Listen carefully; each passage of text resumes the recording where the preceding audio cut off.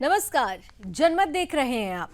आपके साथ मैं हूं लावनी विनीत। जनमत यानी वो मंच जहां पर हम बात करते हैं उन खबरों की जो सीधे आपसे सरोकार रखती है, जो सीधे देश से सरोकार रखती है, और उन खबरों से आपको जुड़ने का अवसर भी हम देते हैं, क्योंकि सोशल मीडिया पर उन खबरों से जुड़े हुए कुछ सवाल आपके लिए हम पूछते हैं एक्स पर, और उनके जवाब जनमत के दौरान आपको बताते हैं।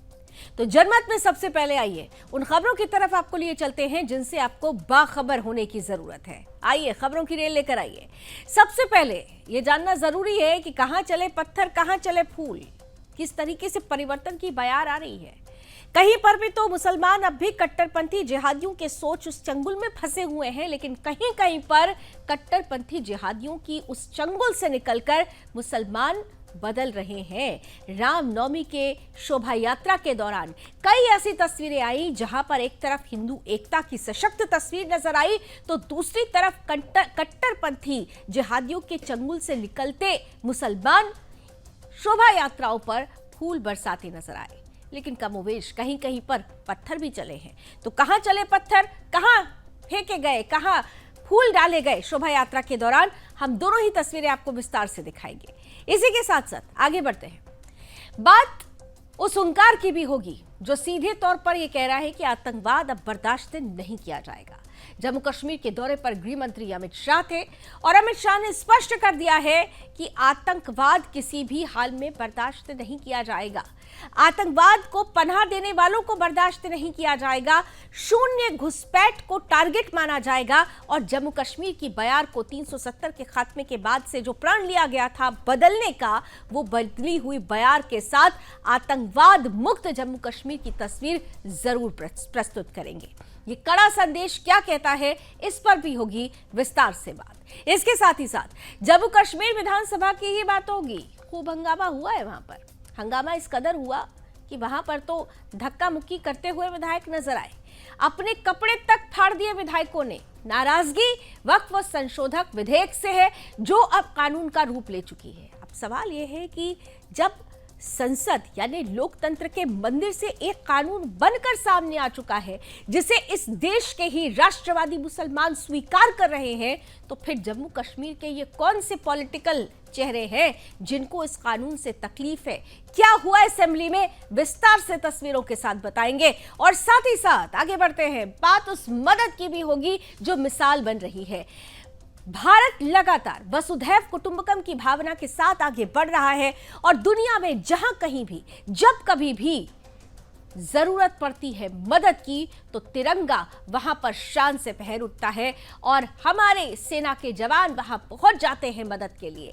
मदद की ये मिसाल म्यांमार में कैसी तस्वीरें प्रस्तुत कर रही है, उन तस्वीरों के साथ भी आज विस्तार से बात होगी। लेकिन सबसे पहले आइए, चलिए इन खबरों के साथ ही अब शुरुआत कर लेते हैं जनमत की, और सबसे पहले बात कर लेते हैं उस कट्टरपंथी सोच की जो अब भी जड़ें जमाए हुए है, जो अब भी मुसलमानों को अपने उस चंगुल से निकलने नहीं दे रही है। इसीलिए यही वजह रही कि शोभा यात्रा रामनवमी की थी और इस शोभा यात्रा पर इस बार पत्थर तो नहीं बरसाए गए, लेकिन हमारी आस्था पर प्रहार करने का जो षड्यंत्र रचा गया था, वो प्रहार, वो षड्यंत्र जरूर सामने आ गया। हम सवाल पूछ रहे हैं, सवाल ये कि क्या हिंदू धर्म अब अपने ही देश में सुरक्षित नहीं है? क्या रामनवमी जैसे पावन पर्व पर जिहादी कट्टरपंथियों को निशाना, जिहादी कट्टरपंथी लगातार इस पर्व को निशाना बनाते रहे हैं और अब भी ये निशाने पर है? हमें कहना पड़ेगा, हाँ, अब भी कमोवेश ऐसे हालात हैं, क्योंकि हम बात करने वाले हैं महाराष्ट्र के पालघर की। वही पालघर जहां कुछ साल पहले दो निर्दोष संतों को सरेआम पीट पीट कर मौत के घाट उतार दिया गया था। उसी पालघर में फिर षड्यंत्र रचकर हिंसा फैलाने का प्रयास किया गया। दिन रामनवमी का चुना गया। रामनवमी के दिन जब पूरा देश भगवान राम के जन्मोत्सव में लीन था, पूरे देश में जय श्री राम के नारे गुंजायमान थे, ठीक उसी वक्त पालघर में शांतिपूर्ण मोटरसाइकिल शोभा यात्रा निकल रही थी। जय श्री राम के नारे लग रहे थे, लेकिन देखिए कट्टरपंथियों को ये रास नहीं आया और शांतिपूर्ण मोटरसाइकिल शोभा यात्रा पर कट्टरपंथी जिहादियों ने अंडे फेंके। सोचिए, ये सिर्फ अंडे नहीं थे, ये हिंदू भावनाओं पर फेंकी गई नफरत की साजिश थी। यह हमला सिर्फ उस यात्रा पर नहीं था, यह हमला था हमारे विश्वास पर, हमारी आस्था पर, हमारे राम पर। क्या अब हिंदू समाज को अपने ही त्योहार मनाने के लिए सुरक्षा मांगनी पड़ेगी? क्या अब शोभा यात्राएं अंडों और पत्थरों के डर से बंद हो जाएंगी? क्या अब राम का नाम लेना भी भड़काऊ बन गया है?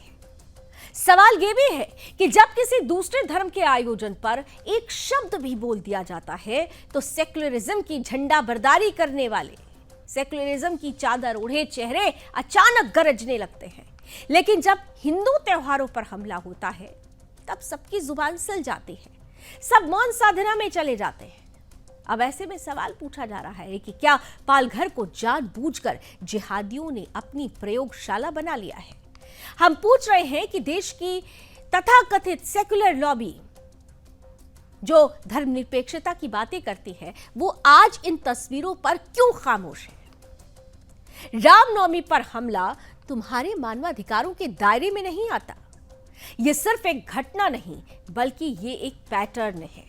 पहले संतों की हत्या, अब त्योहारों पर हमले। क्या यह महज संयोग है या फिर एक सुनियोजित रणनीति है ताकि हिंदू समाज को डराया जा सके, दबाया जा सके और अंत में भगाया जा सके?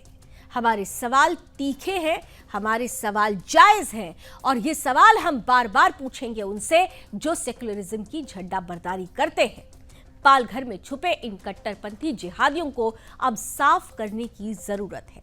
कट्टरपंथियों को खुली छूट और सपोर्ट करने वालों को अब रोकना ही होगा। आज राम को ललकारने वालों को जवाब मिलना ही चाहिए और वो जवाब आएगा जनता से, कानून से और हमारे लोकतंत्र से, क्योंकि ये सिर्फ रामनवमी पर हमला नहीं था, ये हिंदू अस्मिता पर हमला था। फुल स्क्रीन तस्वीरें जरा दिखा दीजिए और देखिए कि किस तरीके से शोभा यात्रा के दौरान, धार्मिक पर्व के दौरान राम नाम की माला जपते हुए जब लोग निकल रहे थे तो यहां पर जिहादियों को यह रास नहीं आया और उन्होंने सीधे तौर पर इस शोभा यात्रा पर अंडे फेंके। अब इन तस्वीरों को तो आपने देख लिया, आइए अब दूसरी तस्वीर भी आपको दिखाते हैं। रामनवमी पर शोभा यात्राओं की हम बात कर रहे हैं तो कुछ और भी तस्वीरें हैं, जरा फुल स्क्रीन तस्वीरें लीजिए।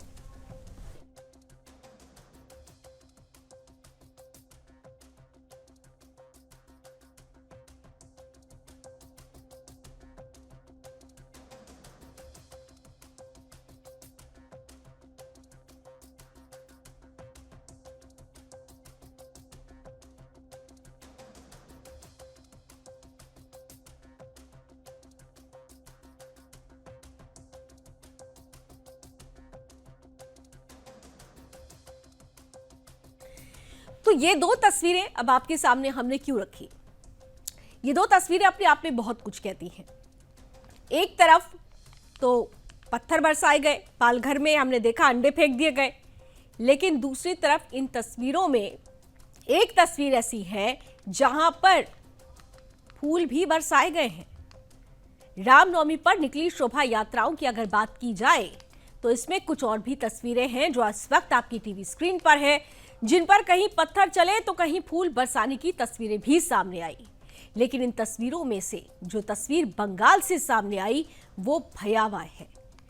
पहले हम आपको तस्वीर दिखाएंगे बिहार के दरभंगा की, बंगाल की भी बात होगी लेकिन पहले बिहार के दरभंगा लिए चलते हैं आपको, जहां रामनवमी के शुभ अवसर पर एक ऐसा दृश्य सामने आया जिसने पूरे देश को सोचने पर मजबूर कर दिया। जहां एक और हिंदू समाज एकजुट होकर रामनवमी पर शोभा यात्रा निकालता हुआ नजर आया, तो वहीं हिंदुओं की एकता के आगे जिहादी तत्व भी मजबूर होकर फूल बरसाते नजर आए। टीवी स्क्रीन पर आप वही तस्वीरें देख रहे हैं जहां पहली तस्वीर में देख सकते हैं कि जब हिंदुओं ने एक स्वर में अपनी ताकत दिखाई तो सामने वाले ने शांति का मुखौटा पहन लिया। लेकिन दूसरी तस्वीर में देख सकते हैं कि कुछ दिन पहले ही जिहादियों ने कैसे हिंदुओं पर पत्थर बरसाए थे। अब इन दोनों तस्वीरों से साफ है कि जब जब हिंदू समाज आपसी मतभेदों में उलझा, बटा, कमजोर पड़ा, तब तब जिहादी ताकतों ने पत्थर बरसाने में देर नहीं लगाई। दरभंगा की दूसरी तस्वीर इसका उदाहरण है, जहां एकता की कमी ने हिंदुओं को पीड़ा दी। इन दोनों छवियों से साफ संदेश निकलता है, अगर हिंदू समाज को सम्मान, सुरक्षा और स्थायित्व चाहिए तो एकता ही सबसे बड़ा अस्त्र होने वाला है। एकता ही सबसे बड़ा अस्त्र होगा। वहीं दूसरी तरफ इस सिक्के का एक पहलू और भी है। ये पहलू स्पष्ट रूप से कहता है कि देश के जो राष्ट्रवादी मुसलमान हैं, जो देश के मुसलमान हैं, घुसपैठियों या रोहिंग्याओं की बात नहीं हो रही है, बात देश के मुसलमानों की हो रही है, जिनको अब तक कट्टरपंथियों ने अपने चंगुल में फंसा कर रखा था। दरअसल उन मुसलमानों को अब समझ में आने लगा है कि सच क्या है, झूठ क्या है, और उस कट्टरपंथी सोच से निकले हुए मुसलमान ही आज इन हिंदुओं पर फूल बरसाते हुए नजर आते हैं। जय श्री राम के नारों के बीच फूल बरसाते हुए नजर आते हैं। लेकिन आपको वहीं दूसरी तस्वीर भी देखनी चाहिए, जो पश्चिम बंगाल की है। यहां पर तो मोहतरमा ममता का राज है। यहां पर तो जय श्री राम का नारा कहने वालों के खिलाफ ही कार्रवाई होने लगती है। अब मोहतरमा ममता, जिनके लिए उनका वोट बैंक देश के मुसलमान नहीं, जो घुसपैठिए मुसलमान हैं, जो रोहिंग्या मुसलमान हैं, जो वोट बैंक ममता बनर्जी का है, वहां पर खुलकर किस तरीके से हिंदू अस्मिता पर प्रहार करता है, उसकी तस्वीरें आपके सामने हैं। पश्चिम बंगाल में हिंदू विरोधी हिंसा आम हो चली है। पिछले कई सालों से चुनाव के दौरान न केवल भाजपा कार्यकर्ताओं को निशाना बनाया जाता है, बल्कि हिंदू पर्व त्योहारों पर भी हिंदुओं को निशाना बनाया जाता है। केंद्रीय मंत्री सुकांता मजूमदार ने एक वीडियो शेयर किया। वीडियो शेयर करते हुए उन्होंने आरोप लगाया कि राजधानी कोलकाता के पार्क सर्कस 7 पॉइंट एरिया में रामनवमी की शोभा यात्रा पर वापसी के समय हमला किया गया। उन्होंने बताया कि गाड़ियों पर सिर्फ इसलिए पत्थर बरसाए गए क्योंकि उन पर भगवा ध्वज लगे थे। कई गाड़ियों के शीशे क्षतिग्रस्त हो गए। हमले के कारण वहां भगदड़ मच गई। सुकांता मजूमदार ने 2 वीडियो शेयर किया। बताया कि यह कोई अचानक हुआ हमला नहीं था, बल्कि जानबूझकर निशाना बनाया गया, जबकि पुलिस हाथ पर हाथ धरे बैठी रही। उन्होंने आरोप लगाया कि मुख्यमंत्री ममता बनर्जी की तुष्टीकरण की राजनीति ने बंगाल पुलिस को लकवाग्रस्त कर दिया है। हिंदुओं की सुरक्षा के लिए एक कदम तक नहीं उठाए गए। अब ममता की इस कायराना चुप्पी ने एक चीज तो साफ कर दी है कि रामनवमी पर पश्चिम बंगाल के हिंदुओं की एकता की दहाड़ ने यहां की सत्ताधारी व्यवस्था को हिलाकर रख दिया है। ममता बनर्जी ने राज्य में सांप्रदायिक सौहार्द बनाए रखने के लिए शांति वाहिनी के गठन की घोषणा की थी। सुकांता मजूमदार ने कहा कि ये वाहिनी शांतिपूर्ण नहीं है, वो घबराई हुई और भयभीत है। उन्होंने घोषणा की कि अगले वर्ष इसी क्षेत्र में इससे भी विशाल रामनवमी शोभा यात्रा निकाली जाएगी और जो पुलिस वाले आज चुपचाप देख रहे हैं वो भी फूल बरसाएंगे। अब समझने वाली बात है कि जो एकता और दहाड़ बंगाल के हिंदुओं ने रामनवमी पर दिखाई है, अपनी उसी एकता को अब आने वाले बंगाल चुनाव में भी दिखाना होगा। यदि ऐसा हुआ तो बंगाल में भी राम राज्य के दिन दूर नहीं। इसी संदर्भ में भाजपा नेता मिथुन चक्रवर्ती ने भी हिंदुओं की सुरक्षा के लिए दहाड़ लगाई। अभिनेता ने कहा कि अगर पश्चिम बंगाल में वोट न करने वाले 9% हिंदू मतदाता ही हमारे साथ खड़े हो जाते तो यहां भी राम राज्य स्थापित हो जाएगा। तो एक स्वर, एक संकल्प, और संकल्प यही कि हिंदू शक्ति जब सामने होगी तो अच्छे उसके आगे सिर झुकाएंगे। बिहार के दरभंगा में जैसी तस्वीर बदली है, उम्मीद करते हैं कि आने वाले समय में ऐसी ही तस्वीर बंगाल से भी आएगी। और इसीलिए हमने आज से जुड़ा हुआ इस खबर से जुड़ा हुआ बड़ा ही महत्वपूर्ण सवाल आपके सामने रखा था। हमने आपसे पूछा था कि क्या आप मानते हैं कि कट्टरपंथी जिहाद की जद से बाहर आ रहा है मुसलमान? तो आप में से 83% लोग ये मान रहे हैं कि बिल्कुल जो देश का मुसलमान है वो अब ये समझने लगा है कि कट्टरपंथी सोच, कट्टरपंथी मौलाना, कट्टरपंथी राजनीतिक चेहरे किस तरीके से इन मुसलमानों को अपने चंगुल में फंसा कर रख रहे थे। लेकिन अब मुसलमान, देश का मुसलमान जाग रहा है और वो इस चंगुल से, इस जद से बाहर आ रहा है। हालांकि 17% लोग अब भी इससे सहमत नजर नहीं आते। और आइए अब बात कर लेते हैं जम्मू कश्मीर की, जहां पर गृह मंत्री अमित शाह पहुंचे। केंद्रीय मंत्री, गृह मंत्री अमित शाह 3 दिवसीय दौरे पर हैं। जम्मू कश्मीर पहुंचे जब वो, तो उन्होंने सोमवार को सबसे पहले कठुआ जिले की अंतर्राष्ट्रीय सीमा पर स्थित बीएसएफ की अग्रिम चौकी विनय का दौरा किया। अमित शाह ने जमीनी हालात का जायजा लेने के लिए बीओपी विनय चौकी के साथ साथ हीरानगर सेक्टर का भी दौरा किया। इस दौरान उन्होंने बीएसएफ और पुलिस अधिकारियों से सुरक्षा स्थिति की जानकारी ली। इस दौरान उन्होंने जवानों को संबोधित भी किया। कहा कि उनके समर्पण और सेवा भावना की कोई सानी नहीं है। उन्होंने अपने संबोधन में कहा कि कितनी कठिन परिस्थिति में भी आप लोग देश की सीमा की सुरक्षा को सुनिश्चित करते हैं। कहीं पर सहन न हो सकने वाली ठंड में, तो कहीं पर मूसलाधार बारिश में, या 45 डिग्री वाले तापमान में 365 दिन 24 घंटे हर क्षण हर पल चौकी पर तैनात रहना पड़ता है। पूरा देश जानता है कि बीएसएफ हमारी सुरक्षा की प्रथम पंक्ति है और इस प्रथम पंक्ति की कितनी महत्ता है, कितना महत्वपूर्ण है और किस तरीके से ये हमारा सुरक्षा कवच है। आज उन तमाम बातों को गृह मंत्री अमित शाह यहाँ पर रखते हुए नजर आए। मन के भाव थे, किस तरीके से निकले, आइए उन्हीं के शब्दों में सुनते हैं।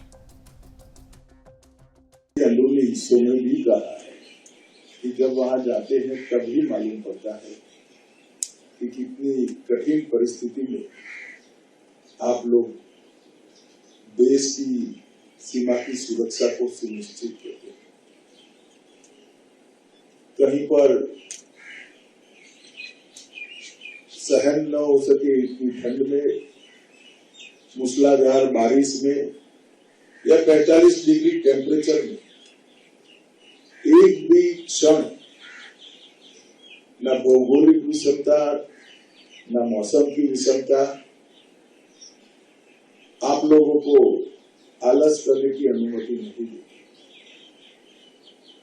हर एक प्रकार के मौसम में, हर एक प्रकार की भूगोल में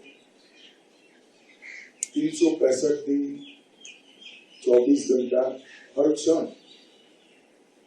आपको न केवल चौकी पर तैनात रहना पड़ता है, आपका पूरा ध्यान दुश्मन देश कोई हरकत न करे इसकी ओर लगा रहता है। और बीएसएफ का बड़ा उज्जवल इतिहास है देश की सुरक्षा के लिए। पूरा देश जानता है कि बीएसएफ हमारी सुरक्षा की प्रथम पंक्ति, और ये दायित्व हमेशा बीएसएफ ने बहुत सुपेरे निर्वहित किया। तो बीएसएफ, बॉर्डर सिक्योरिटी फोर्स, पहली पंक्ति है सुरक्षा की, और सुरक्षा की ये पंक्ति किसी भी कठिन परिस्थिति में कभी टूटती नहीं है, कभी झुकती नहीं है। हम और आप चैन से रह सकें, इसलिए ये पंक्ति हमेशा तत्पर रहती है, तैनात रहती है। श्री अमित शाह जम्मू कश्मीर पहुंचे हुए हैं और पहले उन्होंने बीएसएफ की अग्रिम पंक्ति से मुलाकात की। वहीं दूसरी तरफ गृह मंत्री ने त्रिकुटा नगर स्थित भाजपा मुख्यालय में पार्टी नेताओं, विधायकों और कार्यकर्ताओं के साथ बैठक भी की। इसमें आगामी लोकसभा चुनावों की तैयारियों के साथ साथ जम्मू कश्मीर में पार्टी की गतिविधियों और संगठनात्मक स्थिति की समीक्षा भी की गई। अमित शाह इस दौरे के दौरान जम्मू कश्मीर के मुख्यमंत्री से भी मुलाकात कर सकते हैं, संभावना है। क्षेत्र में चल रही विकास परियोजनाओं की प्रगति की समीक्षा करेंगे। साथ ही इस बार की वार्षिक अमरनाथ यात्रा की सुरक्षा को लेकर भी गृह मंत्री ने अधिकारियों को स्पष्ट निर्देश दिए हैं कि शून्य घुसपैठ सुनिश्चित किया जाए और आतंकवाद पर पूरी तरह से लगाम कसी जाए। यात्रा मार्ग पर सुरक्षा बलों की तैनाती, सड़क सुरक्षा, मेडिकल व्यवस्था और तकनीकी निगरानी पर विशेष ध्यान दिया जाए।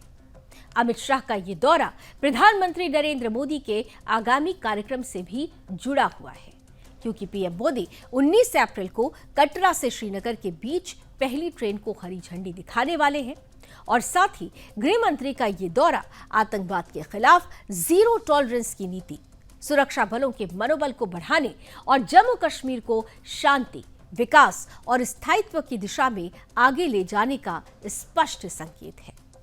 क्योंकि पिछले कुछ हफ्तों में जम्मू क्षेत्र, खासकर कि कठुआ, पुंछ, राजौरी और किश्तवाड़ जिलों में आतंकवादी गतिविधियां बढ़ी हैं।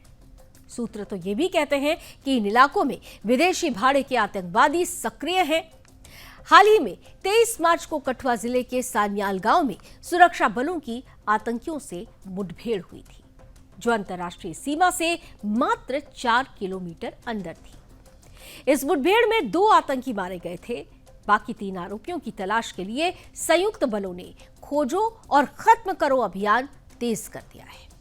साथ ही गृह मंत्री के दौरे के बीच सोमवार को ही पाकिस्तानी सेना ने पुंछ जिले के दिगवार सेक्टर में एलओसी पर संघर्ष विराम का उल्लंघन भी किया, लेकिन वो भूल गई कि उसका निशाना भारतीय सेना की तरफ था, जो छेड़ने पर छोड़ती नहीं है, और इसलिए भारतीय सेना ने भी इसका मुंह तोड़ जवाब दिया।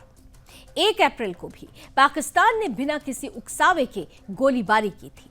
सुरक्षा बलों ने संतुलित और नियंत्रित जवाबी कार्रवाई करते हुए किसी भी संभावित घुसपैठ को रोकने के लिए इलाके में तलाशी अभियान शुरू कर दिया है। तो अमरनाथ यात्रा खास तौर से निशाने पर रहती है और इसीलिए गृह मंत्री ने अमरनाथ यात्रा पूरी तरह से आतंकवाद से बची रहे, इसका सख्त निर्देश दिया है। शून्य घुसपैठ सुनिश्चित हो, इस पर महत्वपूर्ण चर्चा की है और साथ ही साथ आतंकवाद को एक कड़ा संदेश दिया है कि कठिन हालात में भी हमारी सेना के जवान छेड़ने पर छोड़ेंगे नहीं और जम्मू कश्मीर को पूरी तरह से आतंकवाद मुक्त बनाकर ही रहेंगे। और इसीलिए हमने इससे जुड़ा हुआ ही प्रश्न आज आपसे पूछा था। हमने आपके सामने सवाल रखा था कि शून्य घुसपैठ को लेकर क्या सरकार प्रतिबद्ध है? तो देखिए, आप में से 97 यानी 97% लोग ये मानते हैं कि बिल्कुल सरकार की प्रतिबद्धता इस कड़ी में है कि जम्मू कश्मीर में किसी भी तरीके से घुसपैठ पर पूरी तरह से पाबंदी लगाई जाए। हालांकि 3% लोग इससे सहमत नजर नहीं आते हैं। और जनमत में अब बात कर लेते हैं वक्फ संशोधन विधेयक की, जो दोनों ही सदनों में पास हुआ और राष्ट्रपति के हस्ताक्षर के साथ ही कानून का रूप ले चुका है। लेकिन ये कानून अभी कुछ लोगों को रास नहीं आ रहा है।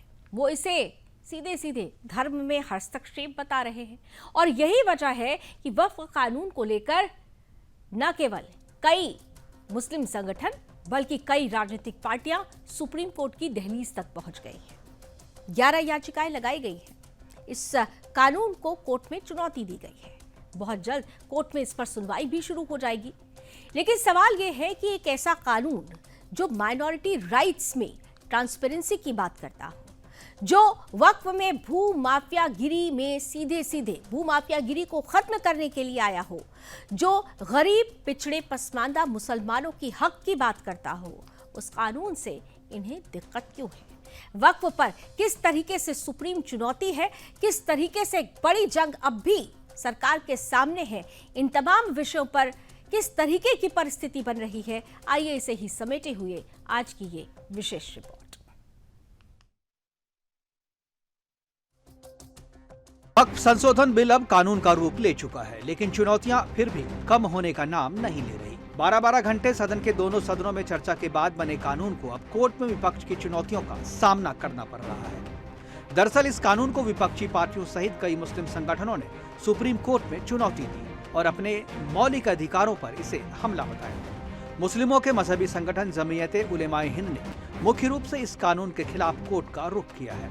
और इसके वकील कपिल सिब्बल ने सुप्रीम कोर्ट से जल्द ही इसे लिस्ट करने और सुनवाई करने की मांग की है। सुप्रीम कोर्ट में 6 याचिकाएं दाखिल की गई है, जिस पर सुनवाई करने के लिए सुप्रीम कोर्ट ने सोमवार को कहा कि वक्फ कानून को चुनौती देने वाली याचिकाओं को सूचीबद्ध कर लेगा। यानी अब कोर्ट भी तैयार हो गया है संसद के द्वारा पास किए गए कानून पर सवाल उठाने वालों को सुनने के लिए। राष्ट्रपति की मंजूरी के बाद कानून बन चुके वक्फ अधिनियम 2025 को अब कई राज्य सरकारें भी चुनौती दे रही है और अपने अपने विधानसभा में इस पर बहस कराने की मांग कर रही है। इसी कड़ी में आज जम्मू कश्मीर विधानसभा में जमकर हंगामा हुआ। जम्मू कश्मीर विधानसभा में वक्फ कानून पर नेशनल कॉन्फ्रेंस द्वारा स्थगन प्रस्ताव लाया गया, लेकिन बीजेपी विधायकों के भारी विरोध के बाद स्पीकर अब्दुल रहीम राठौर ने इसे खारिज कर दिया और कहा कि जो भी मामला न्यायालय में विचाराधीन है उसे स्थगन के लिए नहीं लाया जा सकता, जिसके बाद पीडीपी विधायकों ने सदन में जमकर हंगामा काटा। पीडीपी प्रमुख महबूबा मुफ्ती ने नेशनल कॉन्फ्रेंस की आलोचना करते हुए एक्स पर पोस्ट कर सीएम उमर अब्दुल्ला पर निशाना साधते हुए कहा कि बीजेपी के मुस्लिम विरोधी एजेंडे के आगे जम्मू कश्मीर सरकार झुक गई है। वहीं विधानसभा में नेता विपक्ष सुनील शर्मा ने कहा कि जब मामला विचाराधीन है तो केंद्र शासित प्रदेश की विधानसभा इस पर चर्चा कैसे कर सकती है और स्थगन प्रस्ताव कैसे ला सकती है। पार्लियामेंट में पास कर लिया, सुप्रीम कोर्ट में सब जुडिस से कैसे एक यूनियन टेरिटरी की असेंबली उस पर डिबेट कर सकती है, एडजर्नमेंट मोशन ला सकती है? क्या इनको विधि का नहीं पता? क्या इनको कानून का नहीं पता? बड़ा अचंभित होता हूँ मैं ये बातें सुन के। वक्फ कानून को लेकर चुनावी राज्य बिहार में भी जमकर राजनीति हो रही है। आरजेडी नेता तेजस्वी यादव तो सरकार बनने पर इस कानून को कूड़ेदान में फेंकने तक की बात कह चुके हैं। सरकार बना करके इस कानून को कूड़ेदान में फेंकना। वहीं कई पार्टी के मुस्लिम नेताओं ने भी एनडीए की सहयोगी पार्टियों द्वारा इस बिल का समर्थन करने पर अपनी पार्टियों को छोड़ना शुरू कर दिया है। बिहार में नीतीश कुमार की जेडीयू से 7 मुस्लिम नेताओं ने पार्टी छोड़ दिया, तो यूपी के आरएलडी के 2 मुस्लिम नेताओं ने पार्टी से इस्तीफा दे दिया है। अभी कितनी राजनीति बाकी है यह तो आने वाला समय ही बताएगा, लेकिन मुस्लिमों की हितैषी बनने के लिए विपक्षी पार्टियां संविधान के दायरे में बने कानून को असंवैधानिक और मौलिक अधिकारों पर हमला बता रही है। इन सब को जवाब देते हुए जेपीसी के अध्यक्ष रहे सांसद जगदम्बिका पाल ने कहा कि यह विस्तृत चर्चा के बाद कानून बना है और यह देश की बेहतरी के लिए बना है। सुप्रीम कोर्ट जाते ये प्रोवोक क्यों कर रहे हैं, आंदोलन के लिए क्यों प्रेरित कर रहे हैं? उन्होंने सुप्रीम कोर्ट गए हैं, उन्हें मालूम हो जाएगा कि 2013 और 1995 का जो वक्फ का कानून कांग्रेस यूपीए में बना था वो अनकॉन्स्टिट्यूशनल था, जिसको नरेंद्र मोदी की सरकार ने उसको विधि सम्मत किया और ये बहुत डिटेल डिस्कशन के बाद ये कानून बना है। 6 महीने में लगातार देश के सभी राज्यों में गया, 284 डेलीगेशन से मिला, हजारों लोगों से मिला हूँ, वाइस चांसलर से, इस्लामिक स्कॉलर से, फार्मर जजेस से, लायर से और तलबा से, मौलानाओं से, इनकी तंजीम All India Muslim Personal Law Board, Jamiat Ulama Hind, ज़कात फाउंडेशन, सिया सुन्नी, सभी लोगों से, बोरा, आगा खानी, सबसे मिले और फिर 14-14 घंटे लोकसभा और राज्यसभा में डिबेट हुआ है। तो एक लोकतंत्र में इससे बेहतर इतना डिटेल डिस्कशन के बाद ये कानून बना है, वो इस देश के बेहतर के लिए। इतना सब कुछ होने के बाद भी विपक्ष मुस्लिमों को भड़काने और गुमराह करने से बाज नहीं आ रहा। जिस तरीके से सीएए कानून को चुनौती देने के लिए सुप्रीम कोर्ट में याचिकाओं की बाढ़ आ गई थी, उसी तरह इस वक्फ कानून को लेकर भी मुस्लिम नेता और पार्टियां तैयारी कर रही है। लेकिन वो अपने इस षड्यंत्र में कितना सफल होंगे यह तो आने वाला समय ही बताएगा। जेपीसी के अध्यक्ष रहे जगदम्बिका पाल ने कह दिया है कि जाओ सुप्रीम कोर्ट में इसे चुनौती दो, तब पता चल जाएगा कि कांग्रेस द्वारा बनाया गया 2013 और 2095 का वक्फ कानून कितना असंवैधानिक था। Bureau report, Sudarshan news. अब सवाल ये है कि जो विरोध कर रहे हैं, लोकतंत्र में विरोध लाजमी है, स्वाभाविक है, होना भी चाहिए अगर आप किसी चीज से सहमत नहीं है, लेकिन यहाँ पर आकलन जरूरी है कि विरोध कौन कर रहा है, क्यों कर रहा है और किसके लिए कर रहा है। इसी से जुड़ा हुआ आज का प्रश्न भी है। आज हमने आपसे पूछा था कि क्या वक्फ कानून से होगा वक्फ माफियाओं का पर्दाफाश? तो देखिए, आप में से 98% लोग ये कह रहे हैं कि बिल्कुल ये कानून उन भू माफियाओं का पर्दाफाश करेगा जिन्होंने गरीब मुसलमानों के हक और हुकूक पर अभी तक अधिकार जमाया था। हालांकि 2% लोग इससे सहमत नजर नहीं आते हैं। बात बिहार की राजनीति की अब कर लेते हैं, जहां एक दिलचस्प मोड़ आज देखने को मिला। एक और कांग्रेस और आरजेडी का गठबंधन दिखता है, तो वहीं उसी गठबंधन के भीतर नेतृत्व को लेकर एक सियासी संघर्ष भी पनप रहा है। कांग्रेस अब उस पुराने दौर की पार्टी नहीं बनना चाहती जो केवल जोड़ घटाव का हिस्सा हो। वो अब निर्णायक भूमिका में आना चाहती है, खासकर बिहार जैसे राज्य में, जहां पिछले कुछ दशकों से उसकी राजनीतिक पकड़ ढीली होती जा रही है। और इसी मिशन के तहत राहुल गांधी की पदयात्रा भी शुरू हो गई। लेकिन यात्रा का पहला कदम ही लड़खड़ा गया। बेगूसराय में मात्र 24 मिनट की यात्रा और बिना किसी जनसभा के लौट जाना, ये इत्तेफाक तो नहीं हो सकता। अब सवाल ये उठता है कि क्या ये कांग्रेस की रणनीति थी या आरजेडी का दबाव।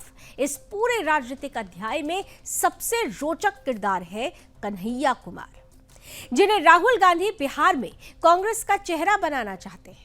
लेकिन यही नाम आरजेडी को खलता है।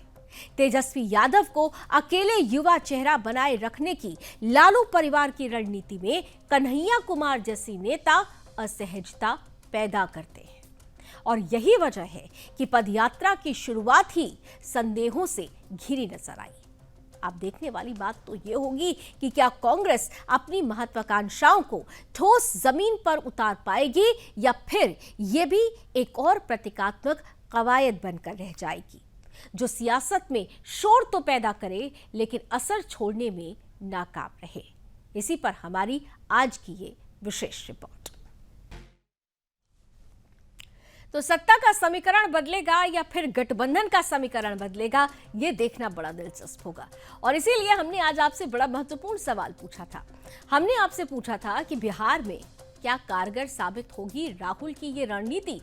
तो आप में से 97% लोग इसमें हामी भरते हुए नजर आते हैं। हालांकि 3% लोग, माफ कीजिएगा, 97% लोग इस पर हामी नहीं भरते हैं और 3% लोग इस पर हामी भरते हुए नजर आते हैं।